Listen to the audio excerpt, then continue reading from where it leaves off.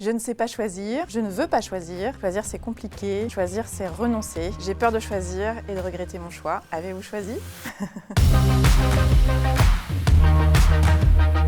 Je suis Oriane Savouré-Lucas, je suis coach professionnelle et la créatrice du podcast Avez-vous choisi? Alors on dit souvent que choisir c'est renoncer et c'est souvent la première chose que les gens me disent quand je leur parle du choix justement. Et moi j'aime bien proposer une alternative qui est plutôt choisir c'est s'engager. Parce que quand on dit choisir c'est renoncer, on a l'impression que finalement on se concentre surtout sur les options qu'on laisse de côté et c'est là que notre énergie finalement se disperse.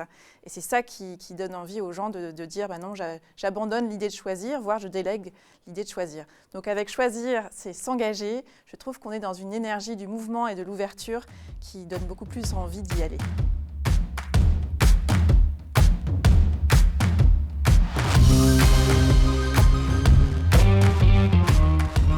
C'est très intéressant d'observer la diversité de postures face au choix quand on est face à un menu de restaurant. Il y a les personnes qui vont toujours prendre la même chose, celles qui vont prendre le plat du jour, celles qui vont réfléchir pendant des heures et qui finalement vont changer d'avis au moment de la commande, celles qui vont attendre l'avis du serveur ou de la serveuse pour se décider et celle ou celui qui va choisir comme le voisin ou la voisine. Donc c'est intéressant d'explorer cette question du choix, notamment pour illustrer aussi l'univers dans lequel on baigne, nous, dans notre société occidentale, qui est l'univers de l'hyper-choix, où on a énormément de choix et où on se noie très souvent face à l'abondance de choix, qui nous éloigne très souvent de la joie et du bonheur.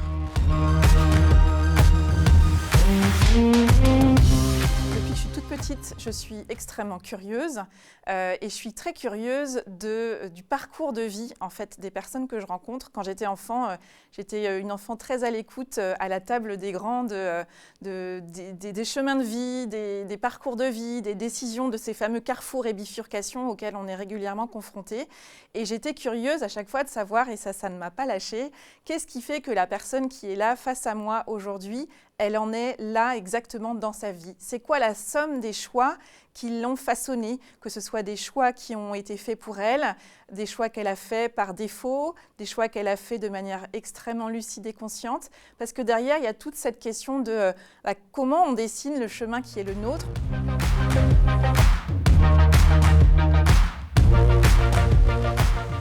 Ça part en fait ce titre-là d'une question qui m'a été posée, qui a été posée à l'ensemble de ma classe quand j'étais en terminale par mon professeur de philosophie. Et c'est une question que j'ai trouvée magnifique et assez vertigineuse. Et si je résume, ma professeure de philosophie nous avait dit voilà la question avec laquelle il convient de naviguer tout au long de sa vie et de clarifier finalement pourquoi je me lève le matin, pourquoi et pourquoi. Ça posait déjà à l'époque pour moi la question de l'intention. C'est quoi ma place, pourquoi je suis là, qu'est-ce que je peux apporter et puis comment j'avance justement sur mon chemin. Et puis aujourd'hui dans mon métier de coach, c'est aussi la question souvent avec laquelle les gens arrivent jusqu'à moi. Donc c'est intéressant pour moi de voir que ce genre de questions-là, qui m'a été soufflée quand j'avais 17 ans, elle a continué de grandir, de germer, de trouver son chemin à travers mes propres réflexions, mon propre parcours. Et parce que je crois profondément que c'est une question à laquelle on se confronte et on se reconfronte régulièrement dans notre parcours de vie. On voit bien aujourd'hui combien la question du sens vient chercher beaucoup de personnes. Et je crois qu'il y a comme ça, je trouve ça super en fait de réaliser que on ne sait jamais l'impact qu'on peut avoir sur quelqu'un grâce à une phrase, grâce à une question. Et je pense que cette professeure de philosophie, qui est désormais probablement à la retraite, ne sait pas que ce jour-là, elle a lancé cette phrase-là et qu'elle elle a semé cette graine-là en moi et qu'elle a eu cet impact-là. Ça va être beaucoup comment ajouter de la vie à ma vie et comment ajouter de l'intensité au temps qui m'est donné. Bien sûr, là, en disant ça, je résume et ces questions-là, elles sont posées en fait de 1001 façons. mais vraiment, il y a quelque chose de cet ordre-là, de comment je peux identifier ma singularité, comment je peux finalement me créer une vie qui me ressemble, qui soit fidèle à mes valeurs, à ce qui est important pour moi, tout en ayant un impact significatif sur mon monde, que ce monde soit à l'échelle de ma famille, de mes amis, du bout de ma rue ou du monde tout entier.